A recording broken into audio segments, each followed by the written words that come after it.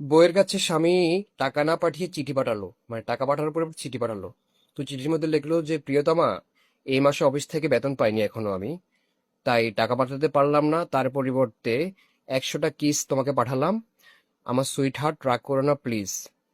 তো তোমার প্রিয় ইতি তোমার প্রিয় তোমার স্বামী, এটা লেখা শেষ করলো। তারপর উত্তরে বউ একটা চিঠি লিখলো তাকে কয়েকদিন পরে। আমার প্রিয় জানু, তোমার 100টা কিসের জন্য তোমাকে ধন্যবাদ। খরচের বিস্তারিত নিচে জানালাম তোমাকে। 1 নম্বর, দুধওয়ালা প্রতি 1 মাসে 2টা কিসে রাজি হয়েছে। 2 নম্বর, বিদ্যুৎ বিল বাবদ 60টা কিস দিয়ে কোনোরকম বিদায় দিয়েছি। আর 3 নম্বর, বাড়িওয়ালা প্রতিদিন এসে 2-3টা কিস নিয়ে যাচ্ছে ভাড়া পরিবর্তে। আর 5 নম্বর, অন্যান্য খরচ বাবদ আরো 40টা কিস খরচ হয়েছে, মানে আর দিতে হয়েছে আর কি। তুমি একদম চিন্তা করো না, মানে শেষে লিখলো যে তুমি একদম চিন্তা করো না।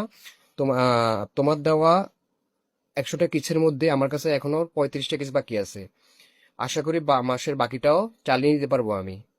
আগামী মাসেও কি এভাবে চালিয়ে নিব কিনা সেটা জানাবা। এটি তোমার প্রিয় সুইট হার্ট।